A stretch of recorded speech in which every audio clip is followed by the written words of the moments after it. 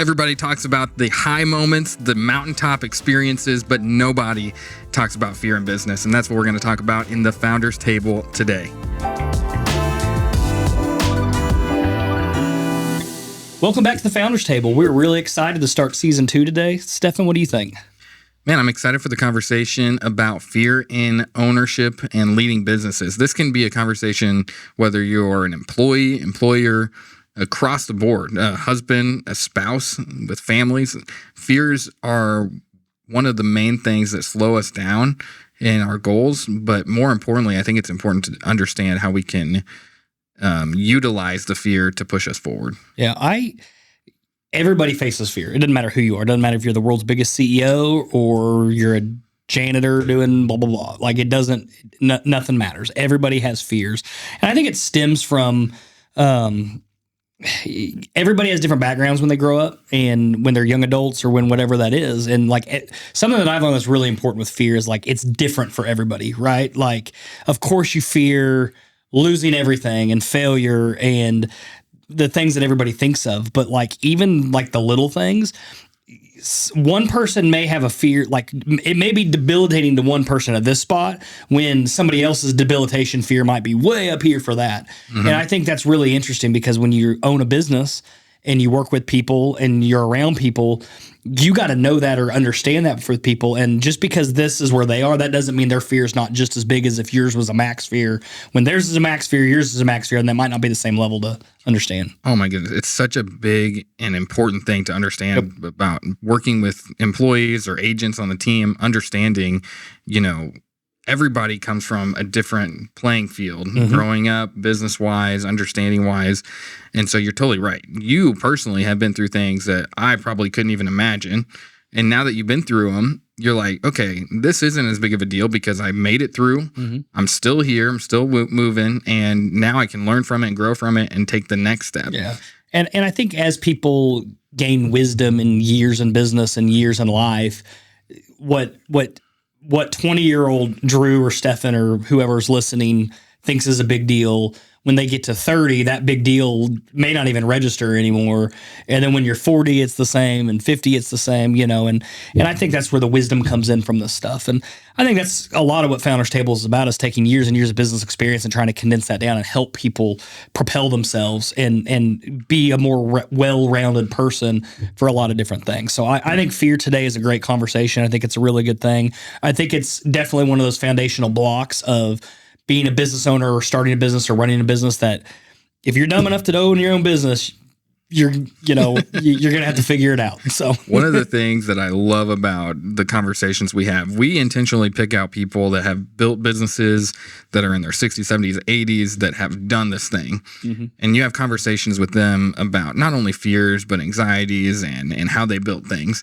And you see that some of the problems that you're facing today are minimal compared to what they've faced and how they made it through. And so the problems of your day are a lot different than what they've experienced in their past, and they've made it through. And then we have a friend that works on college campuses. They work with a lot of college age students that they're building, like they're getting their degrees, they're wanting to start businesses, and their stressors and anxieties and fears are almost laughable to us. It's like, oh my goodness, if only my life was my biggest concern.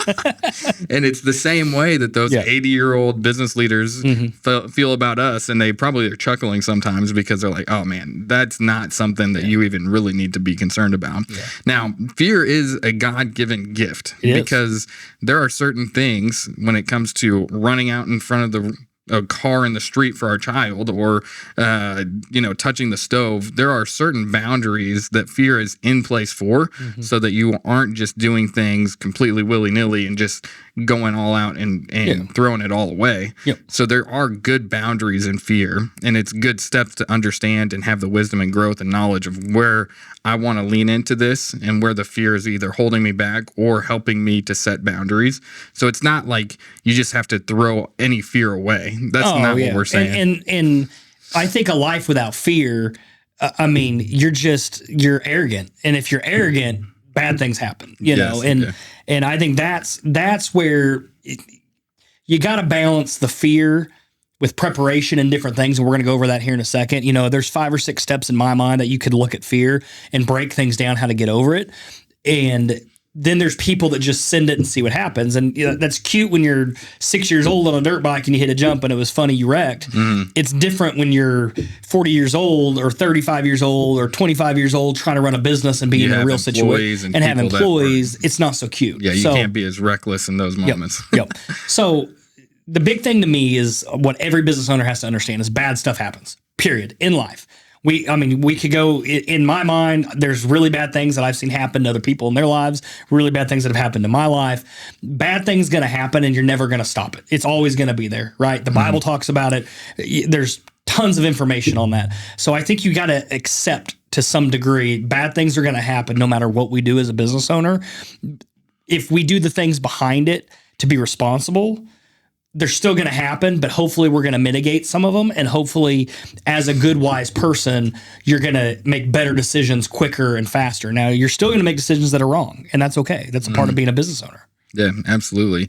You can't let the 10% risk slow you down from putting, if you're 90% there, as a business owner, as somebody that's launching something specifically, like you cannot let that 10% slow you down from never putting anything out. Because if that's the case, if you're always looking for the 100%, you're never going to put anything out there that's going to be able to drive any forces. Yeah. And like I look at you, Stefan, and owning businesses and running businesses, like you're very systematized. You sit down and you fill out stuff and you write things down and you do a really good job of that.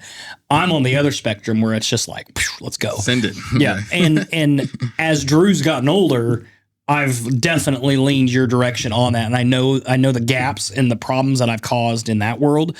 So I'm trying to get better at that. And it's a great saying, you just got to slow down to go fast. And I think that's one of those things that it's true. If you're dealing with something that you have fear on or anxiety on, or you're nervous about something, I've got a decision to make. These are the notes that I written.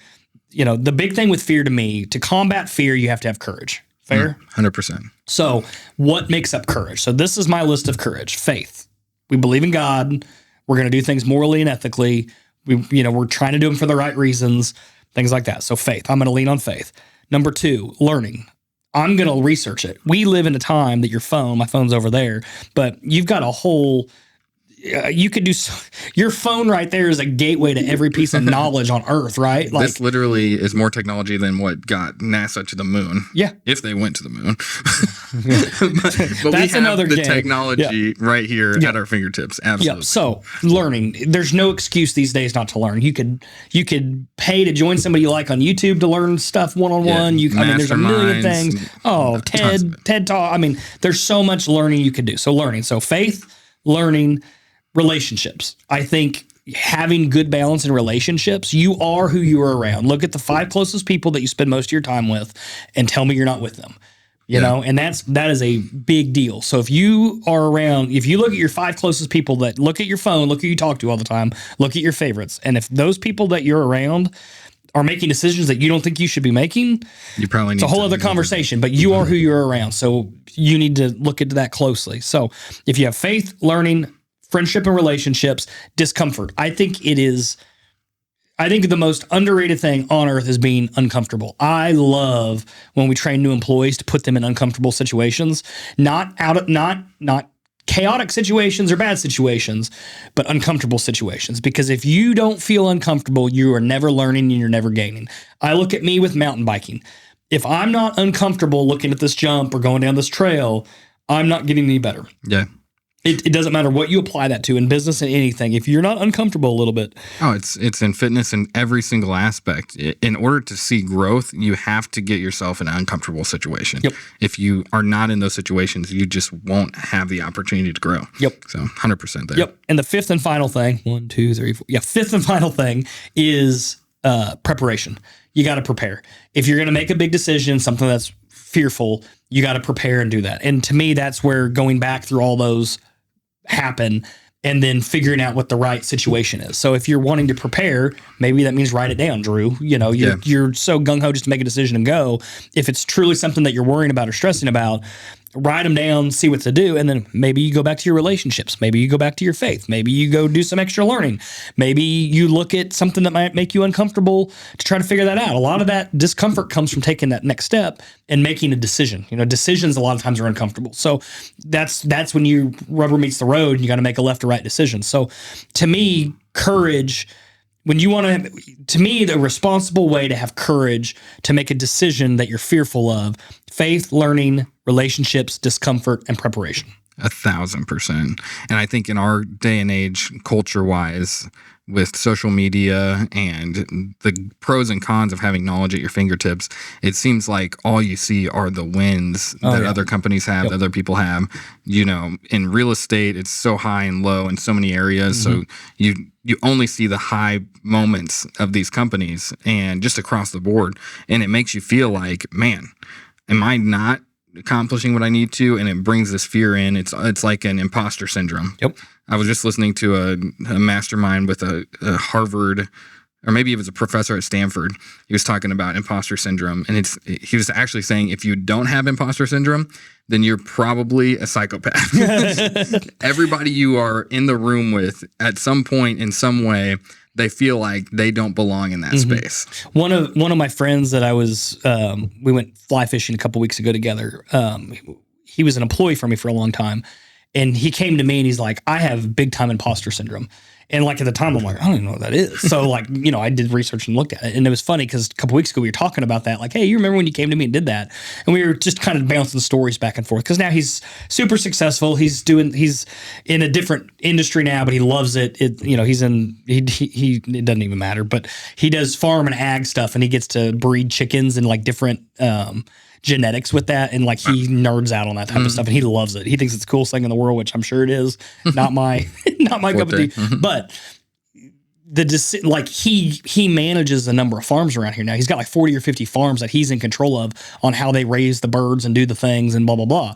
Well, that guy 5 years ago, he couldn't have gone to farmers that own, they own hundreds of acres of farms, thousands of acres of farms, and he's telling them what to do and how to do it for the birds to raise them to do the thing. But that being said, the skills that he learned and the fear that he had, and that's kind of working through that and talking through that. He's even last week or 2 weeks ago, he told me, he's like, I still go back to that and say, how did I end up here? And to me, that my lens that I look through, like that's not imposter syndrome. That's just, God gives you opportunities, people give you opportunities, things like that. It's living in that uncomfortable zone, right? Yeah. Like if you're pushing yourself into those spaces, you're going to have moments where you're like, man, I don't know how I got here. Yeah. And that was his point. His imposter syndrome is, how in the heck did I go from being a farm kid, in the middle of nowhere, to Missouri, he moved states away, all that stuff. And now he's really something, he's really found success, and he's found a stride, and he's a great person. Right. And I think that's what it goes back to. I think when you're a good person and you have good ethics and you've learned and you've been disciplined and you've got good friendship and connections and you put yourself in uncomfortable things, I think doors and opportunities open. And I think a lot of people look back and go, well, I'm impostering to get here. No, you're progressing because you're doing a lot of good habits and traits. And if you're doing them fast and you're progressing quickly, which a lot of times gives people more imposter syndrome, it's just because they're doing so many good things right. So to me, what lens do you look through? I have imposter syndrome because I suck. No, you have imposter syndrome because you're doing a lot of good things right, and you've met a lot of the good people, and you've met a lot of things, and you've done a lot of good, blah, blah, blah. You're making the right steps. Now, I think if you're feeling that, I go back to learning, what can you learn to do more of that, and investing in time in podcasts and different things like that, looking at learning lessons if you feel like you're weak in an area, trying to gain on those. And, there's a million ways to kind of help you get through that.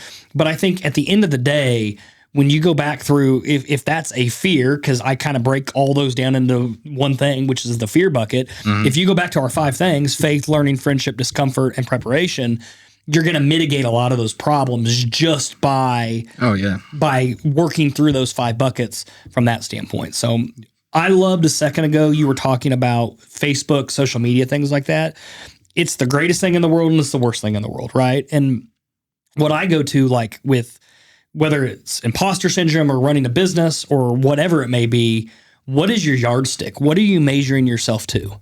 Right. Mm-hmm. And I mean, I'm going to ask you that question. When you were nervous beginning Stefan business owner doing this stuff, what was your yardstick? Yeah, and I think it's shifted throughout the years. I think that one area that business owners get stuck in, especially when they're launching something, founders that are building something out, and I think experienced founders maybe less so because they understand this a lot more. But when you are building a brand or building a company, your identity tends to get wrapped up in it. Mm-hmm. And while you're doing a lot of things behind the scenes that people don't see, that people aren't seeing the gains that you're getting behind the scenes, you're still having to build a brand that's out there. So you're wrapping cars, you're doing advertisements, you're putting everything out there. And there's a fear that, if I put all of this out there, because that's part of how we're scaling, part of how we're building, if it just all goes away, we run out of money and the brand that we just built, it's fallen on its face. That is going to be a direct correlation to my value as my identity, right?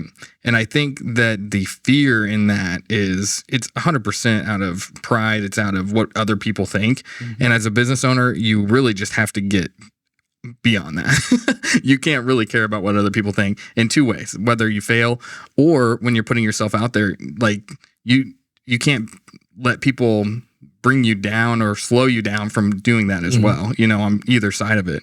But I think that's one step that I had to get through of understanding, this fear of failure, of showing all my cards. And if it all goes down, then everybody's going to know. At the end of the day, it goes back to your 5 things. And for me, faith is a big one. It's this understanding that there's a bigger perspective. There's an eternal perspective. It's not this temporal stuff in this world. Yes. We can build things that they can make an impact. And our goal is that we're making an impact in our community, in our world, the whole thing. But if it's not the right thing, then we'll just pivot and move to something else that is, And I think that's the biggest initial fear I had. You have your fear of the investments and the lifestyle and, there's heavy investments up front. There's payroll. We can talk through all that stuff of bringing people on the team, making sure that they're doing all right. But I think the initial fear of founding something is that identity piece of if this thing falls on its face, it's completely out there. And I can say from experience, I've owned a lot of businesses over the years, and we had a nasty partnership split up, terrible. And I was always kind of the face of the company, using my relationships to build these businesses and brands, things like that. The partner that I was with was more the guy behind the scenes, kind of helped make some decisions on the back end. My dad was the CPA guy. They were business partners forever and ever. But a couple of these businesses that stick out a lot to me is, you put your blood, sweat, and tears, and you feel like it's a child, right? You grew this thing from nothing, and then all of a sudden you're growing it and growing it, and it's getting notoriety. You've put your face on it. You've put your relationships on it. Industry people, time, all energy. That. And I've had those either given to somebody else or taken from somebody else, and then watching them close or whatever that is, and it is hard and it is painful. I went to faith, which I was lucky enough to do. Because I think a lot of people go to drinking, they get, you end up divorced, it's a very dangerous thing. Now, as we've grown businesses past that time frame, I have a wall that's put up from, if it fails, it's not me. It's not me. This is me. This is the business. This is my family. This is my faith. I've definitely separated those out more. And I think older Drew talking to younger Drew, or talking to younger business people, Stefan, on this situation, you don't thinking you are Elevate brand. That's a dangerous thing to happen, because you never know what happens. What if we get sued tomorrow and... Hey, disclaimer, don't sue us. What if you get sued tomorrow about branding, or somebody walks and we have to change the whole everything? Well, that's not you. That's business and weird things that you can't control. And I think that's a big part of this whole fear thing is, you could wrap your life up in fear of things you can't control. And You can't do that. You have to. My dad taught me from a young age. My dad's a CPA, and he's done this, he's worked with business owners for his whole adult career, 30, 40 years now. He tells me, beat it in my head when I was a young kid. And I don't think he meant to do it, but I just think that he sees so many people do it. Yeah. It's just a natural conversation. But you have to compartmentalize things. You have to put this part of stuff in this bucket, this stuff in that bucket, this stuff in that bucket, this stuff in that bucket. And you have to be able to turn it off, because if not, you're going to be taking everything you're fearful of, and then you're going to go coach your kid's basketball game or go to a kid's basketball game. And guess what? You're going to be screaming mad, yelling hot at the refs and this and that. And guess what? It's not even the refs that you're mad at. You're mad because you've got something weighing you down over here. Now, you may not intentionally be doing that, but you've already lit the fuse and it's already short. Yeah. Right? So you have to, as a business owner and just in life in general, you have to be able to separate that stuff. And that's a skill to me that when you start in business, you have to learn to master that. If you want to have longevity and not get burnt out and not be divorced, ruined relationships with kids. And that's why there is so many divorces, bad relationships with kids, no faith, burnout, suicide, all the stuff is because you haven't tried to practice that. And I think that's something, if you want to talk about fear, I think that's one of the things. You have to be able to put stuff and compartmentalize things and learn how to shut it off. And I can't give you a magic potion to do that. I wish I could. Yeah. If that was the case, somebody that comes up with that would be a billionaire. You know what I mean? But it's one of those things that it takes practice, and you're going to suck at it. As you start, you suck at it. And the excuse is, well, it's a new startup. I just have to do that. Okay. I'll give you grace. Your wife or your husband might give you some grace. Okay. But at some point, you got to get better at it, right? Mm-hmm. And I think that's something that you've got to learn to compartmentalize these different things. And then, to me, controllable, non-controllable, you might as well throw the controllable out the window. And to me, where I learned that is at fishing tournaments. I can't control a fish to bite. I can't control what the weather does. I can't control if it's blowing wind or if it's doing this or if it's doing that. And if those are the cases, all I'm going to be able to do is try to control what I can control. I'm going to do all the preparation I can do.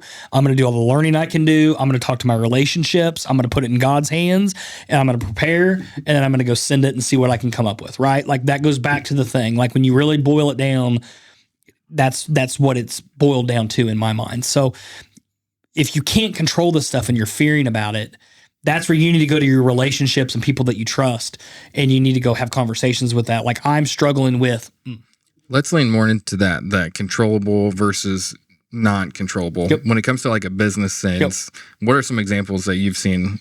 Oh man, there's a million of them. I mean, what if somebody slips and falls on your front porch? What if you do this? What if you do that? What if you hire somebody and you can't afford them? What if you bring on 3 people? What if you bring on your best friend and you got to fire them? Mm-hmm. Right? Like, those are all, there's tons of different things that they're always in the back of your mind from that standpoint. So I don't know if that's hitting exactly with what you're talking about, but to me, it's risk mitigation, right? Like, okay, I'm going to have the best insurance I can have to cover as much. I'd rather, this is weird business talk, but I would much rather overinsure than underinsure, right? I will spend money on the cost of insurance because that's a cheap fail-safe for other stuff. It's a controllable. I can control that because I can't control if it snows and somebody slips and falls. I can't control if you're showing a house and something weird happens and somebody accuses you of something. I can't, there's in this world, there's anything. So I can't control some of those oddball things. Are they going to happen? I hope not. I hope our integrity, and I hope the customers that we choose to be around, I hope all the things that you can control, we do the best job we can. The other thing is, when I watch younger agents or younger employees or new employees that are in roles that are doing stuff, trying to coach and teach them and keep, identify their boundaries and keep them in their box.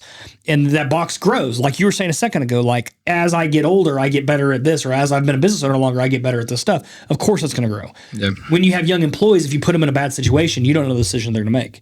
Right. So 100%. If you're going to put an employee out customer facing or out in public or out driving a wrapped vehicle or whatever that is, and they got 6 speeding tickets, what do you think they're going to do? Yeah. So no, you're totally right. I'm with you there. I think that's been a big step for us as well.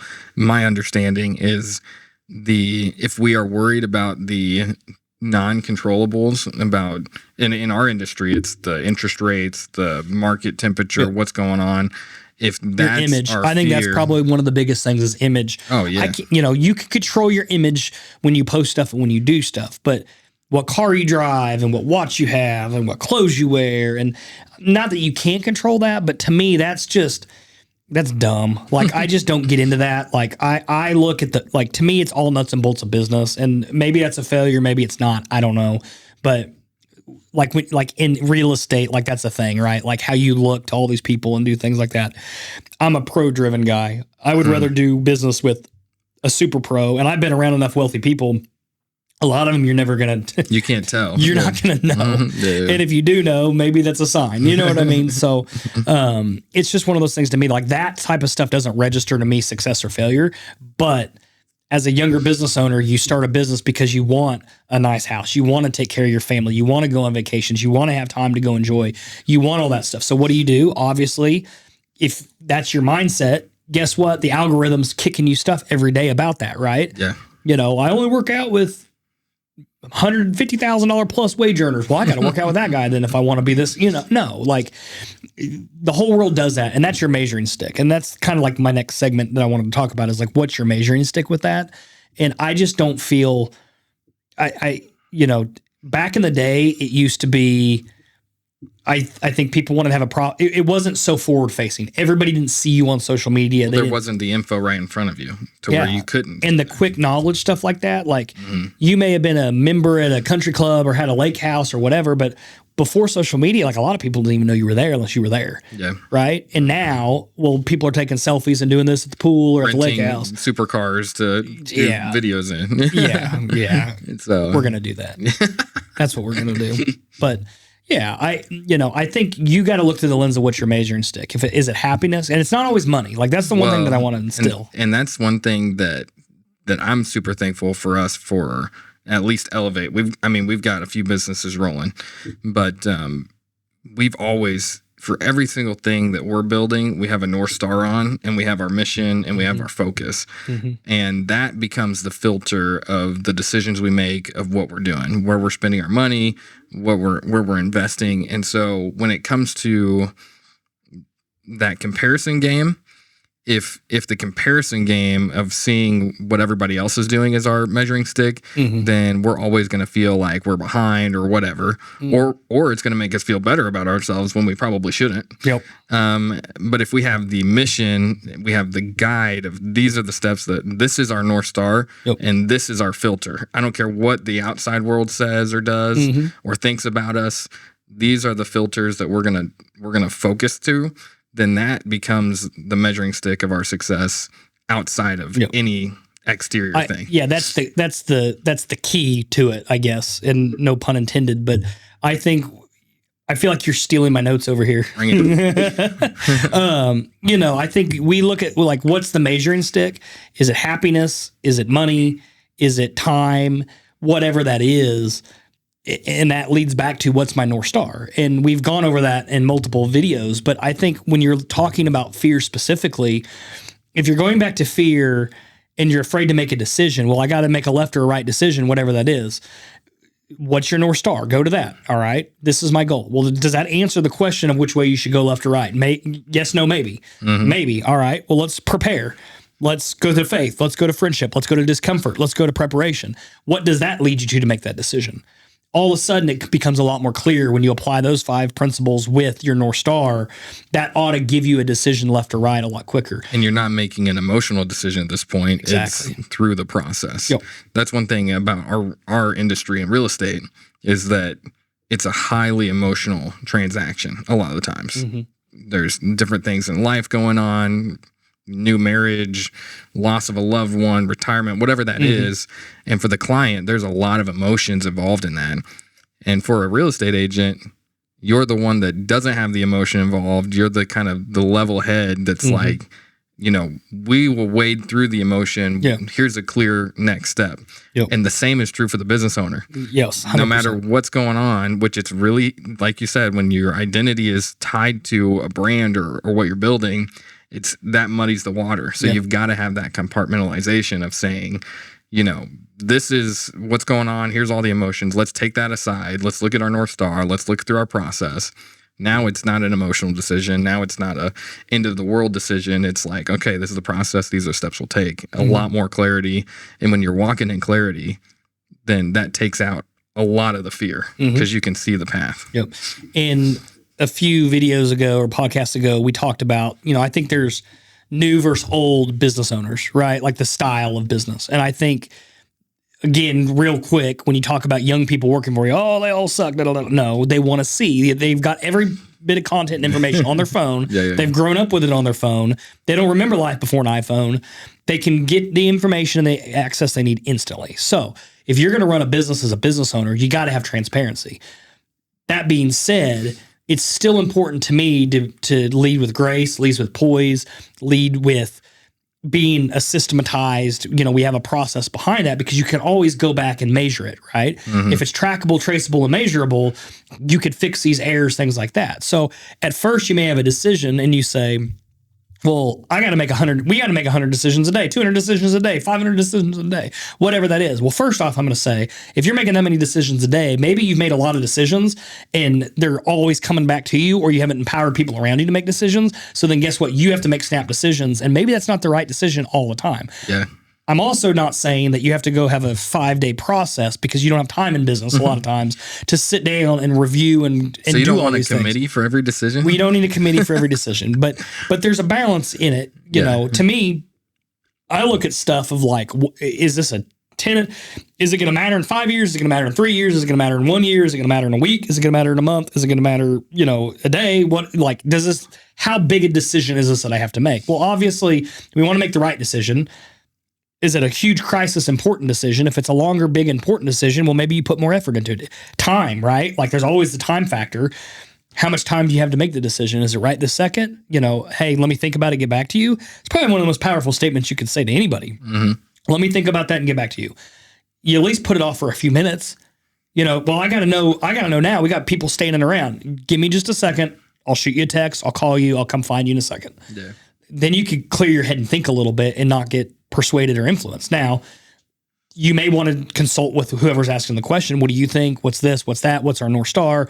And a lot of that's just being a good business owner. And especially like something I've noticed, I say certain things to people and like everybody kind of jokes about it, like do you like regurgitate, or I'll say a saying and then somebody says it later.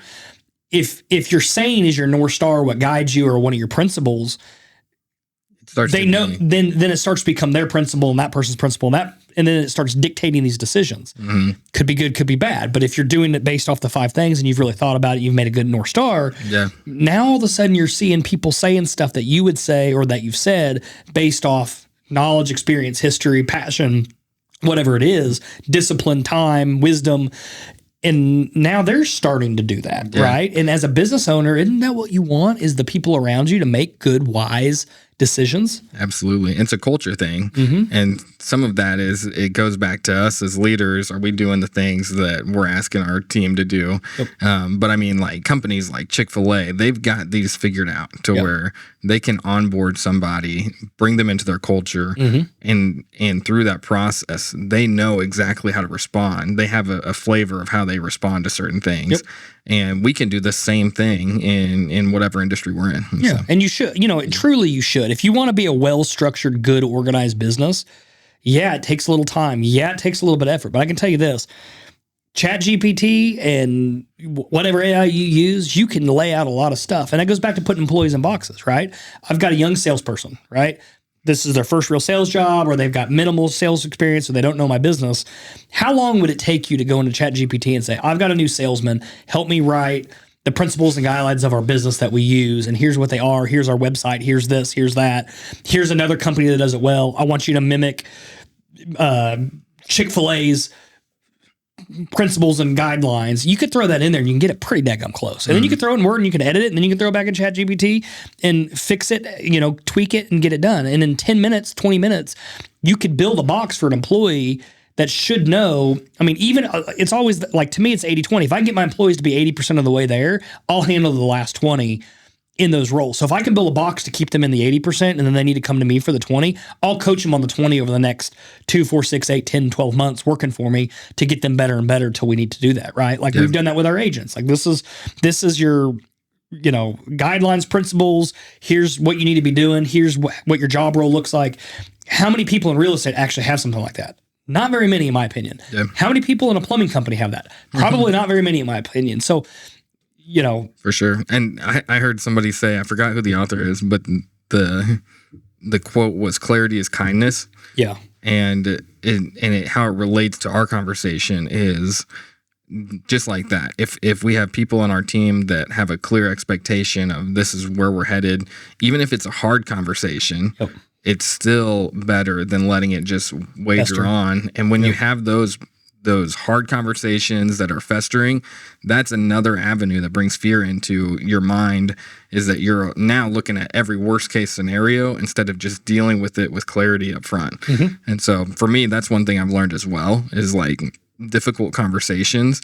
That's another thing that starts to bring anxiety and fear into my life, into the business world, is if I push those along, then they grow, and my anxiety grows, my fear grows, rather than if I just deal with it, even if it's a terrible outcome, at least we know when we move forward. If we just let it hang out there, it just starts to linger and linger. Oh, and time, man. Like everybody has that. Like, first time you break up with somebody, right? Like that's one of the things that popped in my mind. Like you knew about it 2 weeks before, but you were so afraid to do it that it took, and whatever it is, whether it's firing an employee, like, right? We all remember the first employee we fired. Like, or clients that we're having an issue with that we got to figure out something on. We got to figure out. Yeah. And it makes your gut hurt, right? Yeah. But as you do it, not that I'm advocating to do all those things, but as you make harder decisions and tougher decisions, it does get a little bit easier, but it's still hard to do a lot of those things. But I found over the years, it's normally better once the decision's made and whatever line's crossed is crossed,